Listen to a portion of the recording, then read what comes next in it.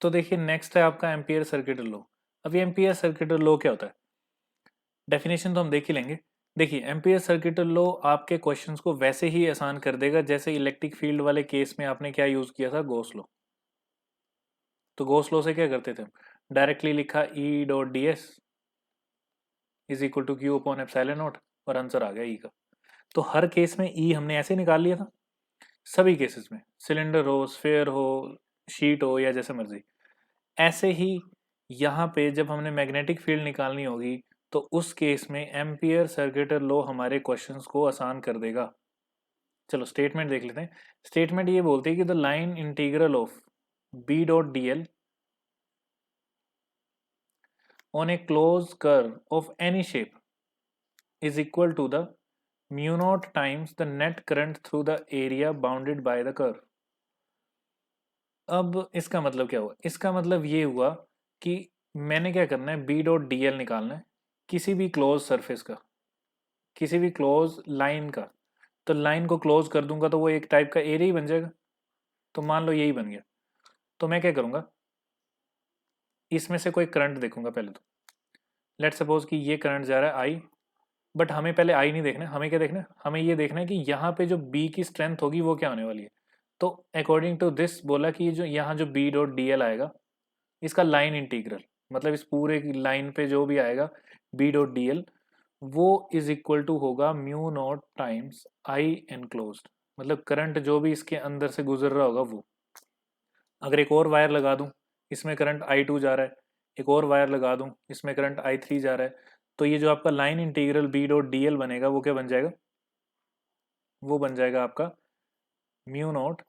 अब देखो बी की डायरेक्शन किस तरफ है, यहां से बैक साइड को, ठीक है, और यहां से अगली साइड को। इसका मतलब according to right and thumb rule इन दो की डायरेक्शन वही है, इन्हीं करंट की वजह से डायरेक्शन ऐसी होगी मैग्नेटिक फील्ड की, ठीक है। तो इसका मतलब जिनकी डायरेक्शन की वजह से ये मैग्नेटिक फील्ड हो सकती है उनको प्लस कर देंगे। मान लो ये आई वन था और ये आई थ्री है, और आई टू अपोजिट डायरेक्शन में जा रहा है क्योंकि वो right and thumb rule follow नहीं कर रहा है, इसका मतलब वो माइनस हो रहा होगा या ऐसा कुछ कर रहा होगा, ठीक है।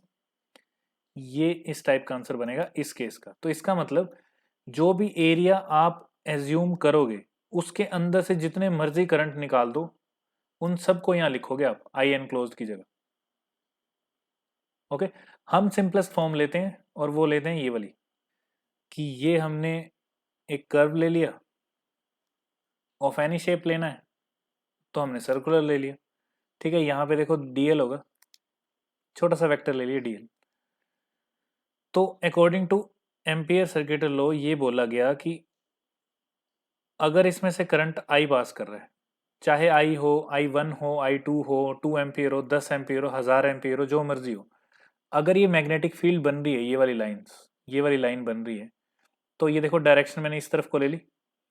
तो अगर ये बन रही है इसी की वजह से, तो simply integral multiple of B dot D L क्या होने वाला है, mu not into I enclose, जितना भी करंट उस लूप के अंदर अंदर आएगा। तो अभी मैंने आपको बताया कि अगर लूप के अंदर करंट ज्यादा जा रहे हैं, ठीक है, तो जिनकी वजह से ये वाली मैग्नेटिक फील्ड बन रही होगी उन सभी डायरेक्शंस को पॉजिटिव, और जो अपोजिट में होंगे उनको नेगेटिव लिख के लिख देना। ओके, चलो अब इसको प्रूव करके देखते हैं हम। अब देखो, तो मैंने ये लूप ले ली, इसमें मैंने यहाँ पे ले लिया एक छोटा सा एलिमेंट डीएल।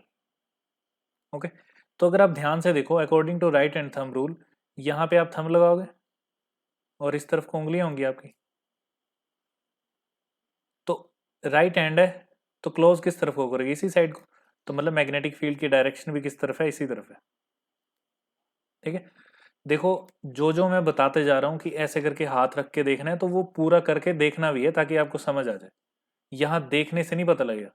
ओके, तो करंट की डायरेक्शन में अंगूठा रखने का मतलब है कि पेन पकड़ो और पेन की जो निब है, मतलब पेन को ऐसे हाथ पे रख दो, हथेली पे लगाओ, अंगूठा यहाँ लगाओ और उंगलियां ऐसे लगाओ और बिल्कुल इस कॉपी के ऊपर रख दो या पेज के ऊपर जो भी आप बना रहे हो उसके ऊपर रखो। तो आपको पता चलेगा कि मैग्नेटिक फील्ड जो है वो अंदर की तरफ घुस रही है पेज के, ठीक है, और अंगूठा जो है वो पेन के कॉपी के पैरेलल जा रहा है। ये अगर आपकी कॉपी की शीट है तो आपने जहां भी बनाया वहां पे, पेन को ऐसे लेटा दो, उसके ऊपर अंगूठा रखो और उंगलियां जब जाएंगी तो अंदर को धक्का लगेगा, तो इसका मतलब मैग्नेटिक फील्ड की डायरेक्शन अंदर की तरफ को है। तो ऐसे साथ साथ में करना पड़ेगा आपको। ओके, ठीक है, तो ये लग गया पता। अब देखो, अब हमने क्या करना है, हमने ये प्रूव करना है, तो हम क्या करेंगे, simply integral multiple of B dot D L.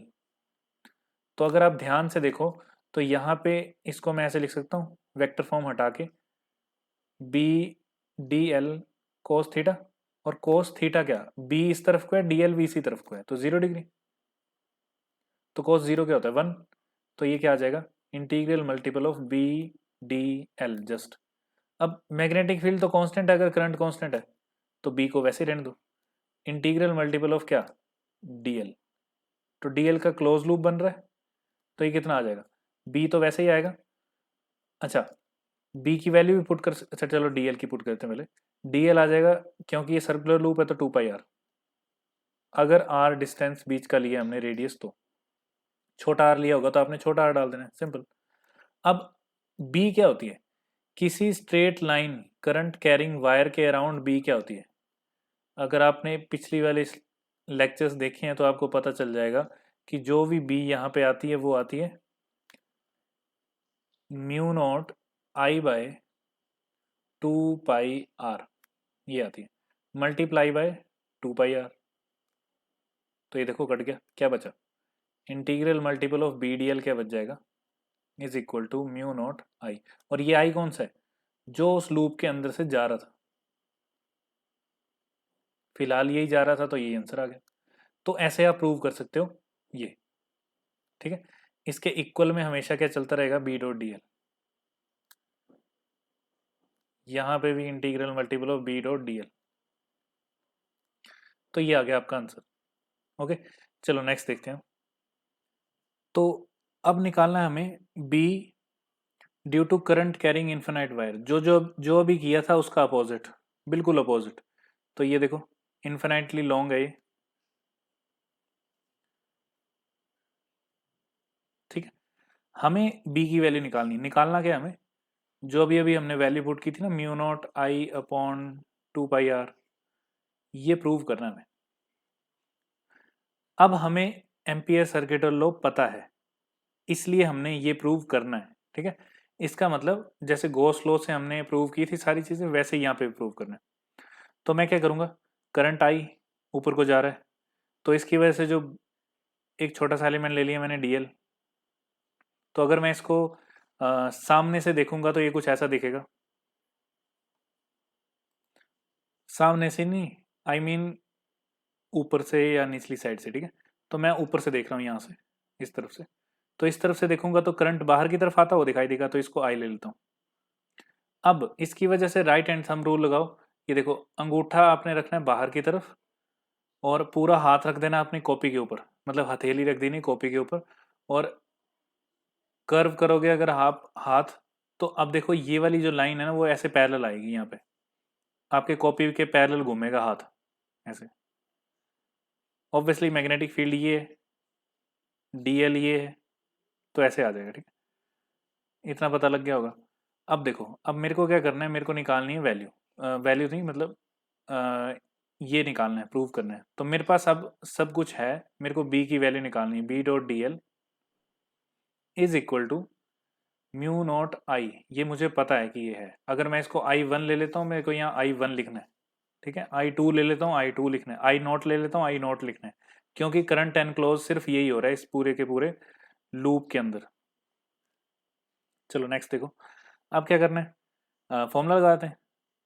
तो अगर मैं इसका वेक्टर फॉर्म हटा दूं तो ये बन जाएगा बी डी एल कोस 0 डिग्री। तो देखो बिल्कुल अपोजिट कर रहे हैं उसका, म्यू नॉट आई, ठीक है। तो बी तो हमें निकालना है, तो डी एल की इंटीग्रेशन हो जाएगी is equal to mu not I. तो बी इज इक्वल टू क्या आ जाएगा, mu not I divided by, ये लूप कैसा है, सर्कुलर लूप है, सर्कुलर लूप है मतलब लेंथ कितनी होगी इसकी, 2 पाई आर। तो 2 पाई और आर जो भी लेना आपने, छोटा लेना है तो छोटा ले लो, बड़ा लेना चाहते हो तो बड़ा ले लो, और यही तो प्रूव करना था हमें, हैंस प्रूव्ड।